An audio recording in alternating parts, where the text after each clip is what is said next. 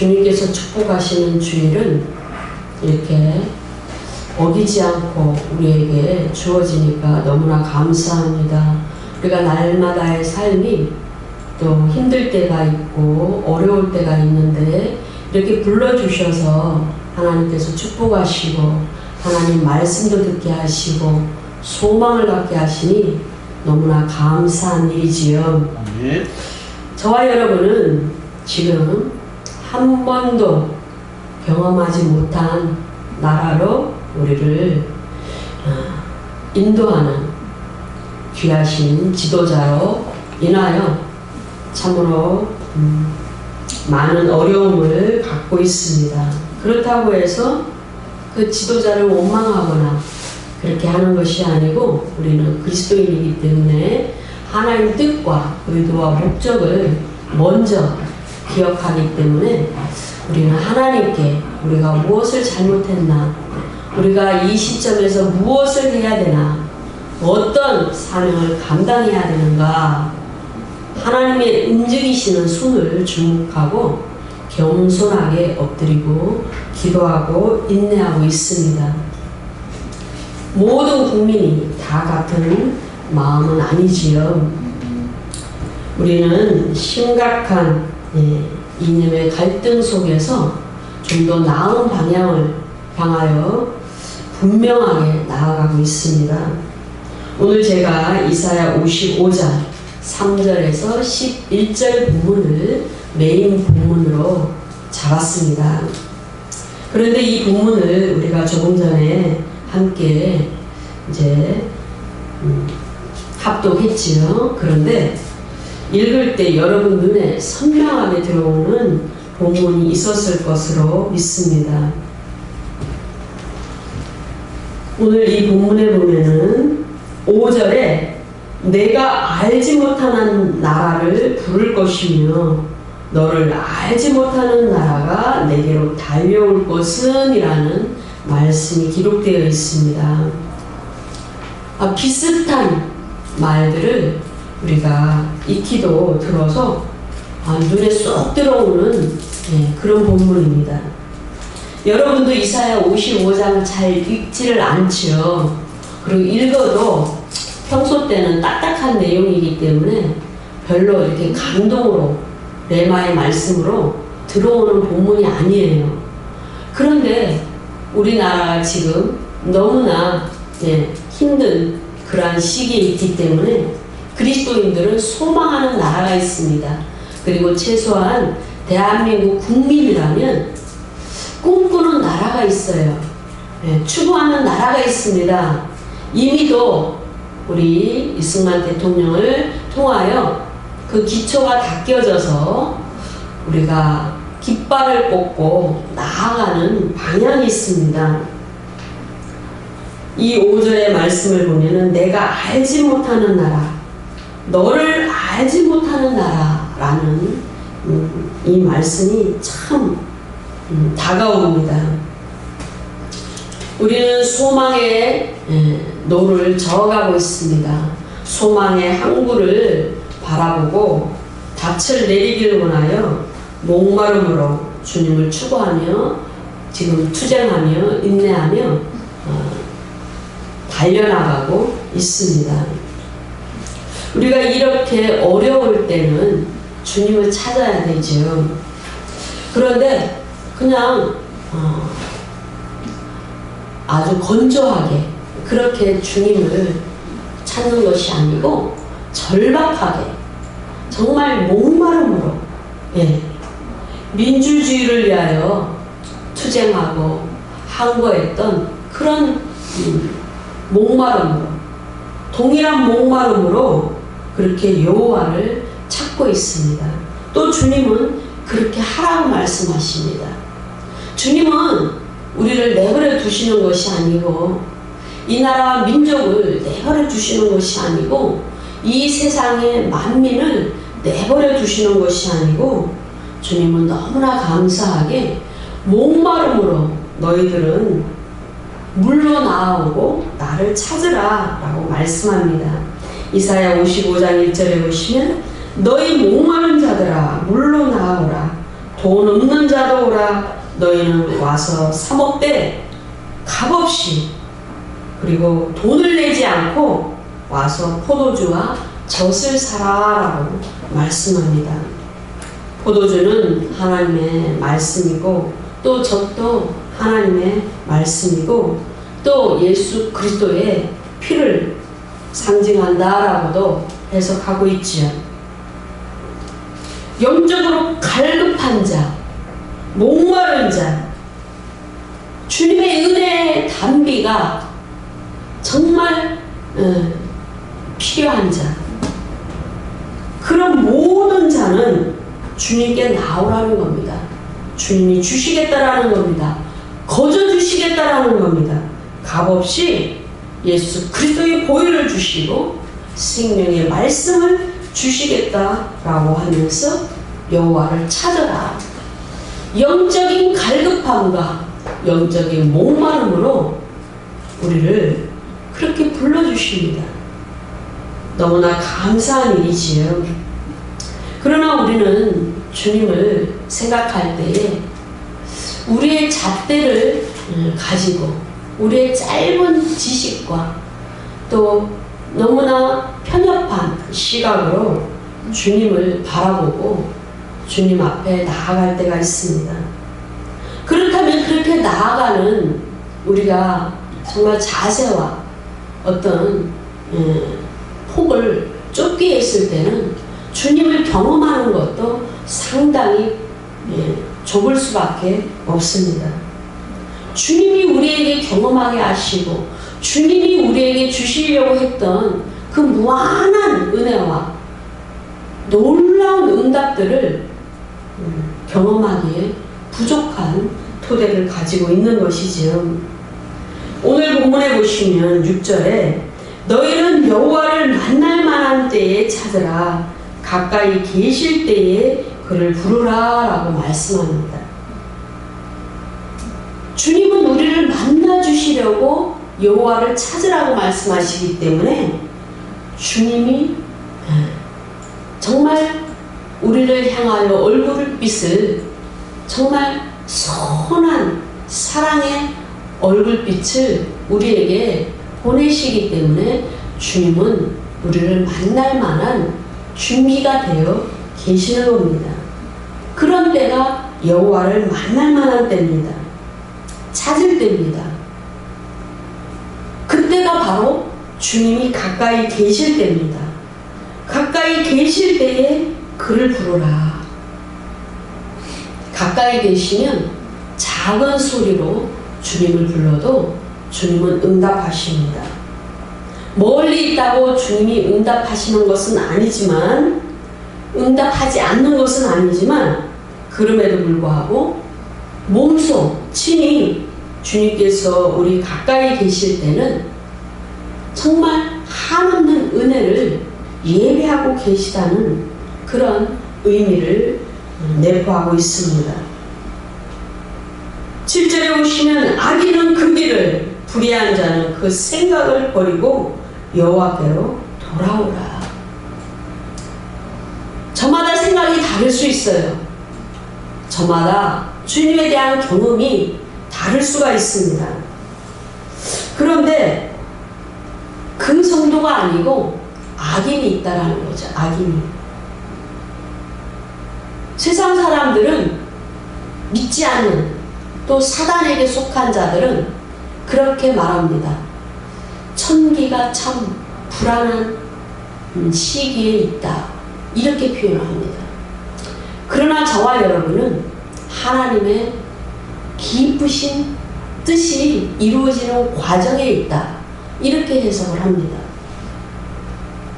그러나 하나님께서는 악인도 사용하시고 하나님의 자녀인 선한 사람도 사용하십니다. 그 악인을 주님은 단지 사용하실 뿐만 아니고 구원하시기를 원하시고 근본적으로 주님이 앞으로 장차 우리에게 허락하실 그 나라에서 행복하게 살아가기를 원하십니다. 그래서 이 7절의 말씀을 보면은 악인은 그 길을, 불의한 자는 그 생각을 버리고 여호와께로 돌아오라라고 말씀합니다. 선한 사람도 선한 길로 가고 악한 사람도 자기가 선택한 그 악한 길을 걸어갑니다. 그리고 자기 생각을 가지고 걸어갑니다. 믿지 않는 자들은 하나님이 어디 있어? 그게 무슨 하나님이 하는 일이야? 지금 상황은 이런데 어떻게 하나님 뜻이 이루어지겠어? 이렇게 생각할 수가 있어요. 그 생각을 버리고 또 그가 가던 그 불의의 길을, 악한 길을 버리고 주님께로 오라라고 주님은 말씀합니다. 주님은 긍휼히 여기시겠다라는 겁니다. 그 악인을 널리 용서해 주시겠다라고 주님은 말씀합니다. 우리는 세상에 그런 말이 있죠. 미끼다, 유혹이다, 술수다, 이런 표현들이 있죠. 그러나 선하신 하나님은 그런 분이 아니십니다. 그런 말들은 하나님께 해당이 되지 않습니다. 그래서 주님은 그 악인들을 끝까지 품으시고 끝까지 구원하시기 위하여 이렇게 선하게 말씀하십니다. 8절의 말씀을 보면은 여호와의 말씀에 내 생각은 너희 생각과 다르며 내 길은 너희 길과 달라서 하늘이 땅보다 높음 같이 내 길은 너희 길보다 높으며 내 생각은 너희 생각보다 높다라고 주님은 말씀하십니다. 달리시는 거죠. 그렇게 생각하지 마라. 내 생각은 너희 생각과 차원이 다르고 나의 길은 너의 길과 너무나 다르다. 하늘과 땅이 높고 낮음 같이 그렇게 다르다라고 주님은 말씀합니다. 그러므로 우리는 믿음으로 여호와를 바라보고 목마름으로 여호와를 찾아야 될 줄로 믿습니다.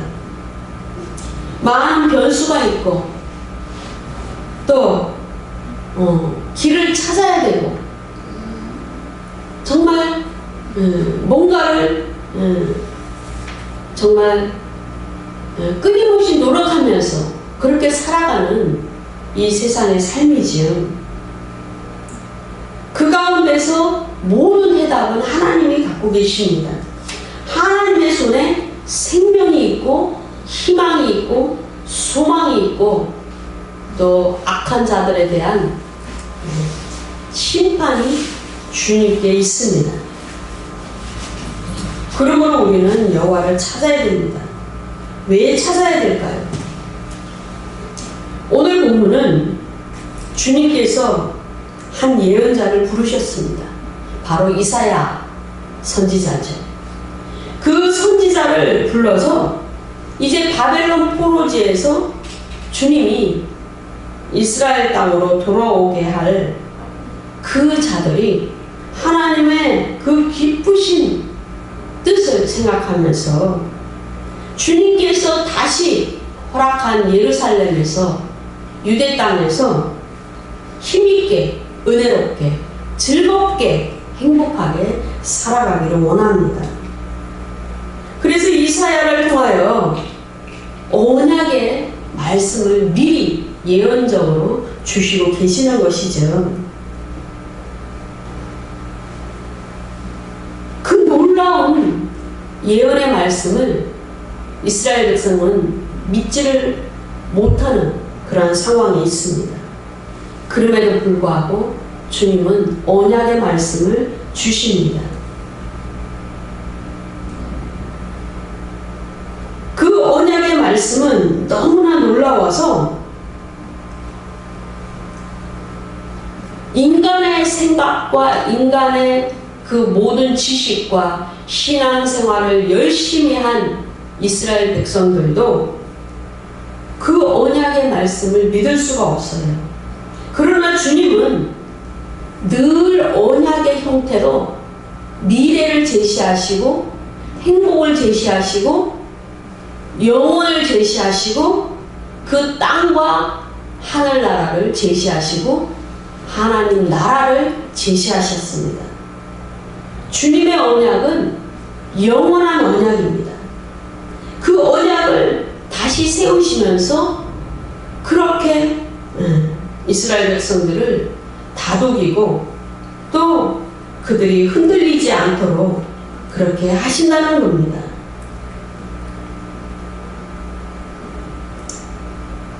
그 땅에 정말 척박한 그 땅에 뭐가 의지하지 못하는 아무것도 없는 그런 곳에서 이 10절의 말씀을 보면은 싹이 나게 하며 열매가 맺게 하여 파종하는 자에게 종자를 주며 먹는 자에게 양식을 준다라고 말씀합니다. 주님이 직접 말씀으로 약속을 하시는 자체가 믿음으로 와닿지 않는 주님의 백성들에게 실제적인 그 공간 안에서 실제적인 삶 가운데서 확실한 그 확신을 심어주는 겁니다. 내가 하늘에서 비를 내려서 토지를 적시고 싹이 나게 하고 열매가 맺게 하고 파종하는 자에게 종자를 주고 먹는 자에게 양식을 준 것 같이 그렇게 내 입에서 나가는 말도 헛되이 내게로 돌아오지 않기 때문에 나의 언약은 영원한 언약이고 나의 언약은 생명의 언약이며 나의 약속은 반드시 이루어진다. 왜? 내 입에서 나가는 말이 헛되이 내게로 돌아오지 않기 때문에 나의 이 약속은 헛된 약속이 아니다. 나의 약속은 싹이 나고 열매가 맺는 것처럼 생명이 있는 약속이다. 형통이 있는 약속이다. 이렇게 주님은 말씀합니다. 먼 훗날 예수 그리스도를 통하여 우리에게 허락하실 그러한 약속입니다. 그러므로 그 영원한 언약의 생명의 약속은 주 예수 그리스도를 통한 그 약속입니다. 그 약속을 따라서 오는 나라가 너희가 알지 못하는 나라고 너를 알지 못하는 나라다 라고 주님은 말씀합니다. 우리는 이 땅에 살아가면서도 주 안에서 살기 때문에 늘 소망을 갖고 삽니다. 희망을 갖고 삽니다.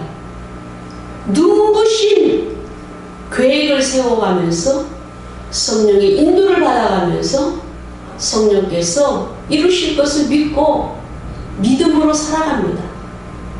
비록 이 땅에 두 발을 딛고 있지만 우리는 하나님 나라의 백성이고 하늘나라 소속이기 때문에 주께서 다 이루실 것을 믿고 그렇게 살아가기 때문에 이 땅에서 일어나는 일들이 정말 우리의 믿음에 크게 좌우하지는 않지만 그럼에도 불구하고 참 고난이 됩니다. 역경이 됩니다. 때로는 좌절이 됩니다. 우리 믿음을 견고하게는 하지만 우리가 더 기도하게 하는 요소들이 되고 환경들이 되지만 강하게 세우는 요인들이 되지만 힘들 때가 있다라는 거죠. 그래서 주님은 말씀하는 겁니다. 너희가 원하는 나라, 너희가 소망하는 나라, 너희가 바라는 나라는 주 예수 그리스도를 통하여 세워질 그 나라, 그 하나님 나라만이, 그리스도가 통치하는 나라만이 너희가 소망이 있다. 그 나라를 너희가 바라봐라. 내가 너희들에게 영원한 생명으로 줄 나라는, 영원한 언약으로 살려줄 나라는 그 나라밖에 없다. 그 나라는 내가 알지 못하는 나라다.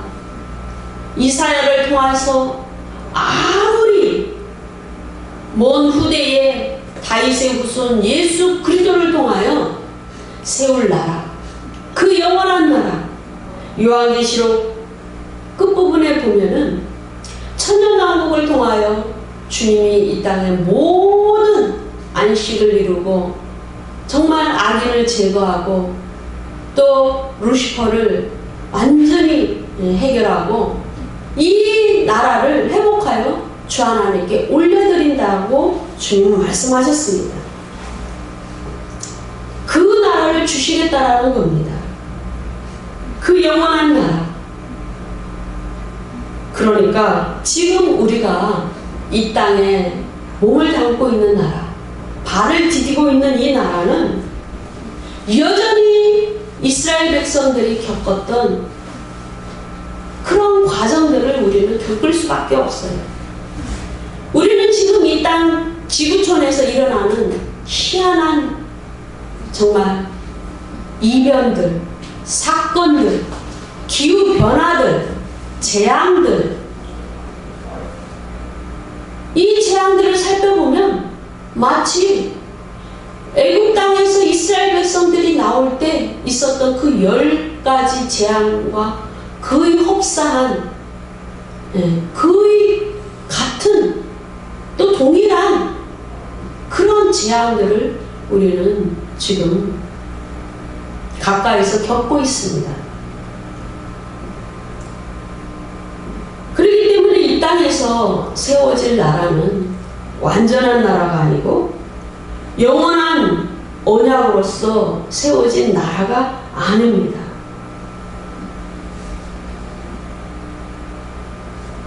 저와 여러분은 참 힘든 시간을 보내지만 그럼에도 불구하고 오늘 말씀을 통해서 보면은 주님은 이스라엘 백성에게까지도 주 예수 그리스도 다윗의 후손을 통하여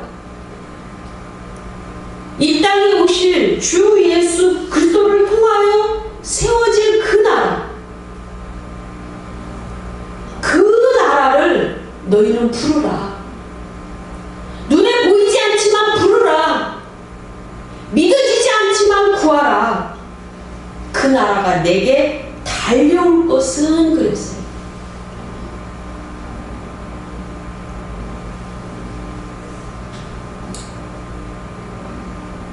저와 여러분은 총선을 앞두고 있습니다.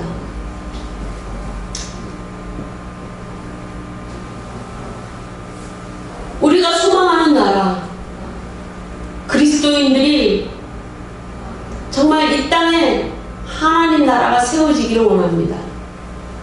복음으로 통일되기를 원합니다. 그러한 나라, 복음의 국가, 복음의 나라가 세워지기를 원합니다. 그 나라를 우리는 기도를 통해서 부르고 있으며 그 기도를 통하여 하나님의 손이 운행하셔서 우리에게로 달려오고 있는 줄로 믿고 있습니다. 아멘. 그러므로 우리는 소망을 버리지 말아야 됩니다.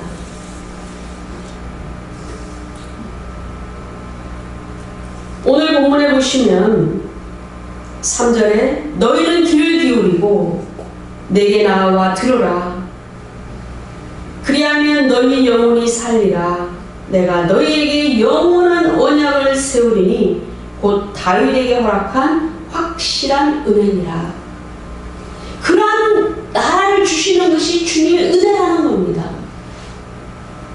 이 대한민국에도 정말 그리스도인들이 원하는 나라, 정부를 우리가 꿈꾸고 있는데 그것은 오직 주님의 은혜로만 가능하다라는 겁니다. 우리가 주님의 말씀에 귀를 기울일 때 우리 영혼이 살고 주님의 확실한 은혜가 주어진다라는 겁니다. 예수 그리스도만이 만민을 통하여 주님이 세우신 증거자고 인도자고 주님의 말씀을 수행할 명령자며 그 모든 하나님 나라 안에서 하나님 집 안에서 주님의 뜻을 이룰 아들이라는 겁니다. 주님 분명 말씀합니다. 내가 알지 못하는 나라를 부르라. 우리가 원하는 나라를 기도해야 됩니다. 주님께 아뢰어 드려야 됩니다.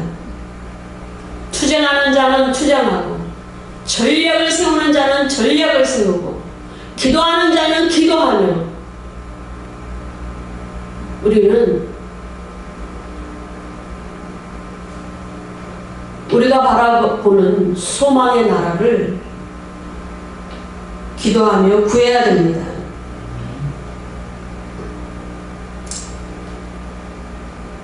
우리는 이 치열한 싸움 가운데 확실한 증거, 지금까지 은혜로 이 나라를 이끌어 오시고 나라를 세우신 그 확실한 은혜에 믿음으로 굳게 서서 주님의 은혜를 구해야 됩니다. 이사야 선지자를 통하여 이스라엘 백성에게 내가 알지 못하는 나라를 구하라고 명령하신 것처럼 주님은 어쩌면 나는 길을 열고 있다. 나는 지극히 가까이 대한민국 백성들과 함께하고 있다. 이 대한민국 땅에 운행하고 있다. 라고 주님은 말씀하고 있는지도 모릅니다. 우리는 그것을 확신합니다. 그러므로 우리는 주님의 명령대로 우리가 소망하는 나라를 구해야 됩니다. 하나님의 뜻과 우리의 생각이 다를 수 있고 방법이 다를 수 있고 때로는 하나님의 생각이 하늘과 땅의 그 높이처럼 깊이처럼 다를 수 있지만 그럼에도 불구하고 주님의 방법대로 그 일을 이루실 것을 우리가 믿어야 됩니다. 인간의 제한된 생각으로 주님께 들이대는 잣대를 내려놓고 우리의 의를 내려놓고 우리는 주님을 기대해야 됩니다. 주님의 하실 일을 기대해야 됩니다. 이미도 우리에게 예수 그리스도를 증인으로 주셨고 또 이 땅에 믿음으로 투쟁하고 하나님 나라를 선포하며 정말 기대하는 그러한 많은 증인들을 세우셨기 때문에 우리는 낭망하지 말고 끝까지 전진하고 나아가야 될 줄로 믿으시기 바랍니다. 트럼프 대통령은 오늘 3월 15일을 정말 미국 땅에 하나님의 권능이 보호하심과 호의와 또 하나님께서 그 땅에 큰 축복과 은혜를 주실 것을 바라보면서 기도하는 주일로 선포하는 그 영광을 누린다라고 그렇게 페이스북에 쓰고 있었습니다. 그런 지도자가 있는 나라는 참으로 희망이 있습니다. 그 국민들은 너무나 감사한 일이지요. 그렇다고 들리는 바에 의하면 트럼프 대통령이 그렇게 믿음이 좋다. 그 말할 수는 없다는 거지요. 그럼에도 불구하고 그 과거의 인생의 행적이 참 거룩하고 깨끗하고 윤리적이고 그런 삶을 살았다라고 볼 수는 없어요. 그럼에도 불구하고 지금 이 시점에서 그렇게 선포할 수 있다는 것은 너무나 좋은 겁니다. 하나님은 언제나 우리의 과거를 보시지 아니하며 우리의 현재를 바라보시며 우리를 현재적으로 사용하고 계시기 때문에 굉장히 긍정적으로 그 믿음을 평가할 수 있다라는 겁니다. 그러므로 우리는 기도로 견뎌야 됩니다. 이 또한 지나가리라 라는 그 말씀이 있습니다. 우리가 인생을 많이 살다 보면은 그런 경험들을 많이 하죠. 아, 그때도 참 힘들었는데 믿음으로 승리하였어. 우리 보릿고개라든가 6.25 전쟁이라든가 일제 치하라든가 IMF 시절이라든가 정말 그 무시무시한 5.18이라든가 많이 있지요. 우리 민족의 정서상 100% 싱크로율 정말 일치가 되는 그러한 사건들이 있지요. 유대인의 그 지혜서인 미드라쉬라는 책이 있습니다. 이 책에 보면은 그 믿음을 촉구하고 이스라엘 백성들의 그 삶을 인도하기 위하여 교훈적인 그런 글들이 많이 기록이 되고 있습니다. 주보에 실었는데요. 어느 날 다윗 왕이 반지 하나를 가지기를 원했습니다. 그래서 다윗 왕은 반지를 잘 만드는 세공사를 불렀습니다. 그리고 말했죠. 나를 위하여 아름다운 반지를 하나 만들어 주세요. 내가 승리를 거두고 너무 기쁠 때에 교만하지 않게 하고 또 내가 절망에 빠지고 시련에 처했을 때 용기를 줄 수 있는 그 아름다운 믿음의 글귀를 하나 새겨 넣어 그 반지를 만들어 주세요 라고 주문했습니다. 감히 다윗 왕의 그 명령을 그 주문을 들은 세공사는 굉장히 조심스러웠겠지. 그 명령을 받고 고민을 했습니다. 그러나 아무리 생각해도 왕이 주문한 그 글귀가 머리에 떠오르지 않았습니다. 그래서 이 세공사는 정말 지혜가 넘친다고 소문이 난 솔로몬 찾아갔습니다. 다윗의 아들 솔로몬을 찾아갔어요. 그리고 다윗 왕이 주문한 그 내용을 얘기를 하면서 그런 글귀가 어떤 글귀겠사옵나이까 하고 도움을 요청했습니다. 이 모든 얘기를 들은 솔로몬 아들이 깊이 생각한 후에 세공사에게 말했다는 거지요. 이 또한 지나가리라. 이 또한 지나가리라 라는 그 글귀를 세공사에게 건네줬다라는 겁니다. 유대인들이 역사에 정말 우리가 너무나 잘 알고 있듯이 그 유대인들도 이스라엘 백성들도 너무나 그 역사 가운데 고통이 많았습니다. 끝나지 않은 식민 통치를 계속 받으면서 너무나 고통스러운 삶을 일반 사람들은 살았습니다. 이 교훈이 너무나 이 책을 읽는 모든 자에게 공감이 되는 거죠. 믿음을 주는 겁니다. 이 대한민국 이 상황에서도 이 또한 지나가리라. 이 코로나도 일부 사람은 4월 말 되면 끝날 것이다 이렇게 얘기하는 분들도 있고 주춤주춤 거리긴 하지만 약이 나올 때까지 지속될 것이다 라고 이야기하는 부류의 사람들도 있습니다. 그럼에도 불구하고 이 고통과 이 정말 멈춘 경제성장 이 어려움들이 곧 지나갈 것입니다. 이 또한 지나갈 것입니다. 그러므로 우리는 소망하는 나라를 구하며 주님이 세우시고자 하는 그 나라를 바라보며 기도하며 날마다 소망을 가지고 전진해야 될 줄로 믿습니다. 아멘. 기도합니다.